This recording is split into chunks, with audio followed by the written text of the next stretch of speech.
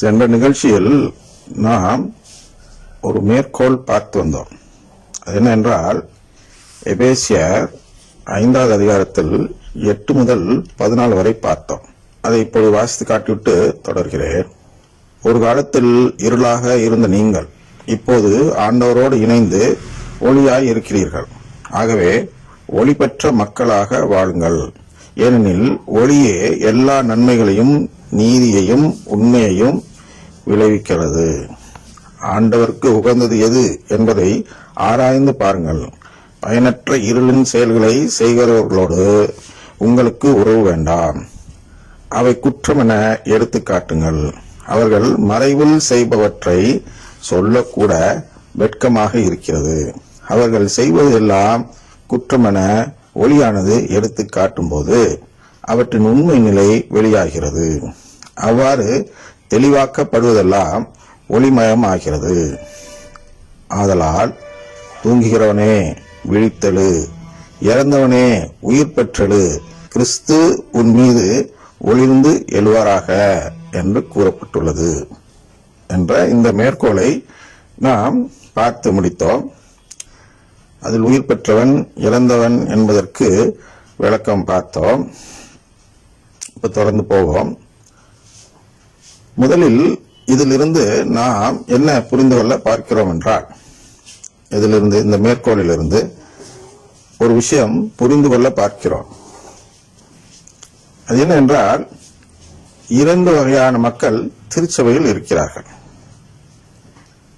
அந்த மேற்கோள்ல அதுபடி என்ன 2 வகை என்றால், இவர்களில் ஒளியாய் இருக்கிறவர்கள் ஒரு வகை, இருளாய் இருக்கிறவர்கள் மற்றொரு வகை என்று எபேசியர் 5:8 பார்க்கிறோம். அதை நாம் எப்படி இங்கே புரிந்து கொள்ளலாம் என்றால், முதல் வகை என்பது திருவிழியத்தை CCC1 பார்வையில் நம்புவோர் ஆகும். திருவிழியத்தை CCC1 பார்வையில் அப்படின்னா, திருச்சபை சொல்லிக் கொடுக்கும் பார்வையில் நம்புவோர். அதாவது ஏற்கனவே பார்த்த மத்தேயு 18:17 திருச்சபை சொல்படி கேளாதவன் புறவனத்தராக கருதப்படுவான் என்று ஏற்கனவே காட்டியிருந்தோம். அதன்படி சொல்படி கேட்போர், திருச்சபையின் சொல்படி கேட்போர், அதான் CCC பார்வையில் நம்புவோர் திருவுழியத்தை. 2வது வகை என்பது திருவுழியத்தை சொந்த பார்வையில் நம்புவோர். அதான் சொந்த கருத்துன்னு பார்க்கிறோம். திருச்சபை என்ன சொல்கிறது? CCC 2779 இந்த மாதிரி சொந்த கருத்து சொல்றவங்க எல்லாரையும் சிலை வழிபாட்டுக்கு அழைத்து செல்பவர்களாக இருக்கிறார்கள்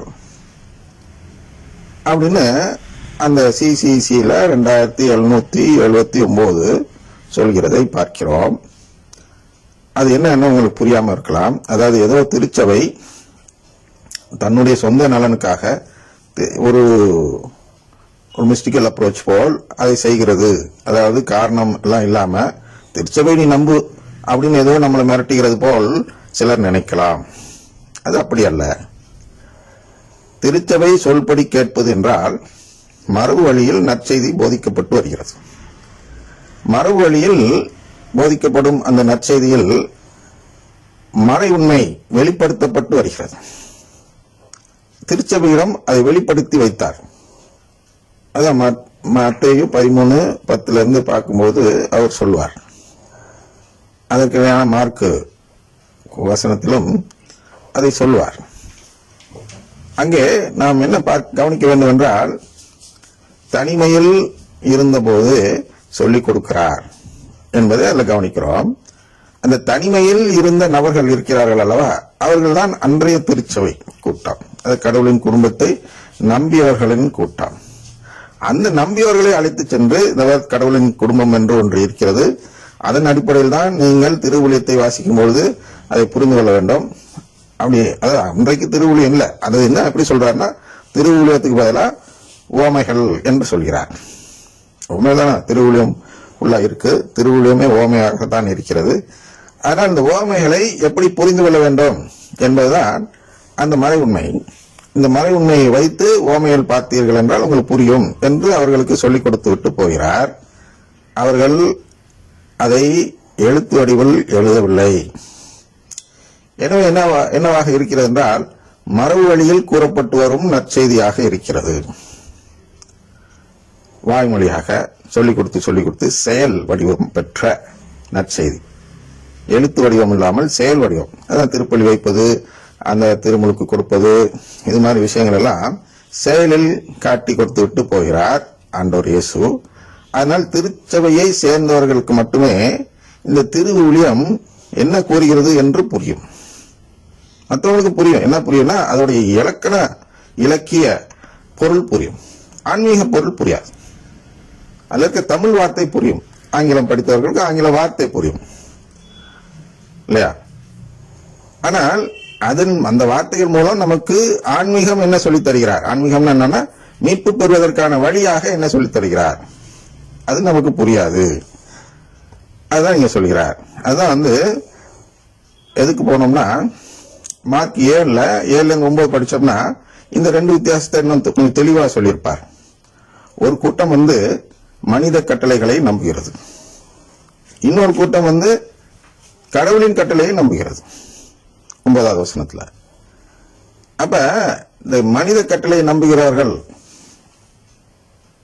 அவரை வழிபடுவது வீண் அப்படின்னு சொல்றார்களவா, அந்த மனித கட்டளைகளை கடைபிடிக்கும் அந்த கோட்பாடுகள் இதுதான் எங்கே வரும் என்றால், இந்த இரண்டாவது வகையில் சொந்த பார்வை என்று சொல்கிறோம் அல்லவா.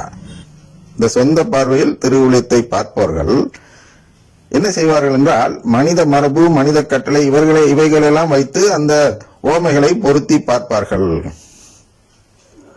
அவர்களுக்கு ஒரு கடவுளின் குடும்பம் இருப்பது தெரியாது.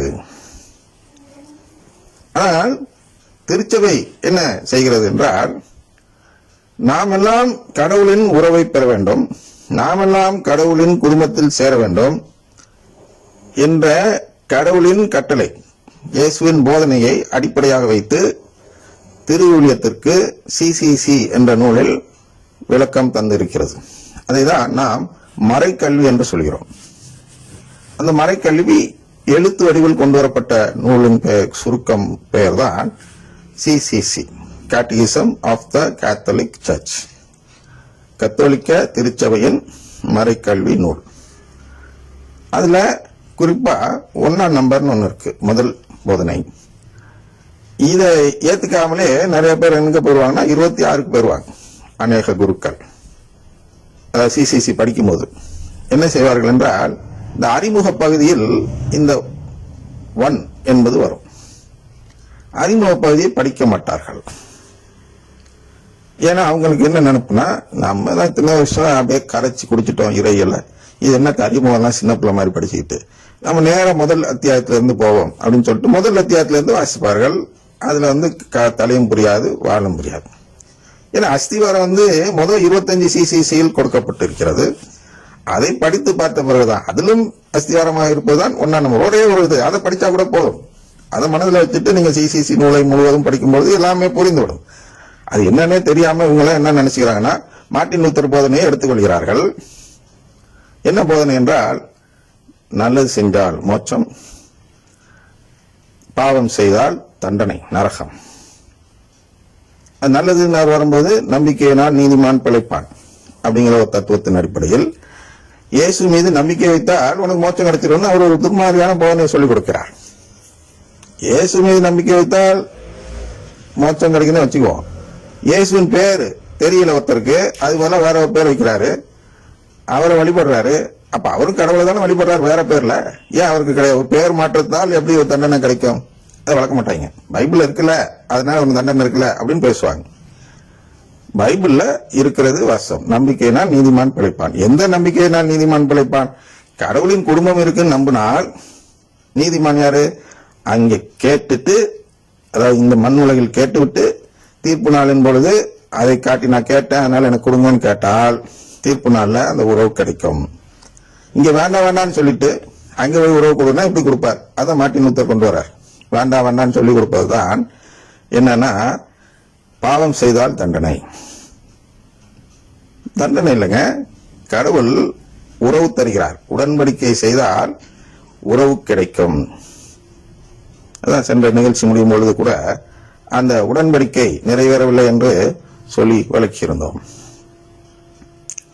உடன்படிக்கை செய்யாதவர்களுக்கு மீட்பு கிடையாது என்று கூறப்பட்டது. அதுதான் உண்மை. அதுதான் நீங்க சொல்லுவ நம்பிக்கையினால் நீதிமான் பிழைப்பான் என்றால், உடன்படிக்கை மீது நம்பிக்கை வைத்து செயல்படுபவன் நீதிமான். உடன்படிக்கையை செய்யாமல் செயல்பட்டால் ஏன் அவன் அநீதியாளன் என்றால், அது ஒரு டிக்கெட் வாங்குற மாதிரி. ஏற்கனவே சொல்லியிருக்கிறோம் வேற நிகழ்ச்சியில், பயணச்சீட்டு இல்லாமல் பயணம் செய்பவன், ஒரு புகை வண்டி, அதாவது தொடர் வண்டி, ரயில் என்னன்னு சொல்றாங்க இல்லையா, அந்த வண்டியில் பயணம் செய்தால், டிக்கெட் இல்லாமல் பயணம் செய்தால் அது அநீதியான செயல். டிடிஆர் பிடிக்கிறாரோ இல்லையோ, இவன் செய்வது அநீதி. அதை டிக்கெட் வாங்கிட்டு பயணம் செய்தால் அவன் நீதிமான். அது போன்றுதான் இந்த பயணம், வாழ்க்கை பயணத்தில். அந்த பயணம் எப்பொழுது ட்ரெயின்ல ஏறோம்னா தீர்ப்பு நாளின் பொழுது. இப்ப நம்ம காத்திருக்கும் நேரம், ட்ரெயினுக்காக காத்துட்டு இருக்கிறோம். இந்த காத்திருக்கும் நேரத்தில் நாம் டிக்கெட் வாங்கிக் கொள்ள வேண்டும். அதுதான் உடன்படிக்கை. இந்த உடன்படிக்கை செய்து கொள்ள வேண்டும் கடவுளோடு. அதன் பிறகு தீர்ப்பு நாள் வரும்பொழுது யாரெல்லாம் அந்த ட்ரெயின்ல ஏத்திக்கலாம், யாரெல்லாம் ட்ரெயின்னா குடும்பம் என்ற ட்ரெயின், கடவுளின் குடும்பம் என்ற ட்ரெயின் ஒரு இடம் கிடைச்சிச்சுன்னா நான் அந்த குடும்பத்தில் சேர்ந்து விடுகிறேன். இடம் கிடைக்கலையா, சேரல, அதனால நான் டிக்கெட் இல்லாம ஏறேன். டிடிஆர் இருக்காரு, பர்த் நம்பர் என்னப்பான்னு கேட்கிறாரு, டிக்கெட்டை எடுக்கிறேன்னு சொன்னா இறக்கி விட்டுருவாரு. அதே நான் டிக்கெட்டு காட்டுறேன்னா அந்த நம்பர் எனக்காக அங்கே ஏற்பாடு செய்யப்பட்டு இருக்கும்.